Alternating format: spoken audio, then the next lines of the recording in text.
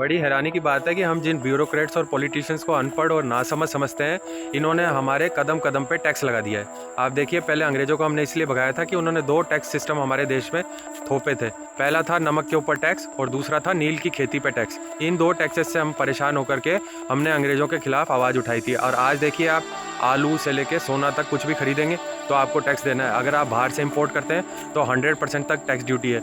अगर आप income tax file करते हैं तो आप देखिए आप कौन सी स्लैब में आते हैं, वो अलग से आपके टैक्स सिस्टम में हुए।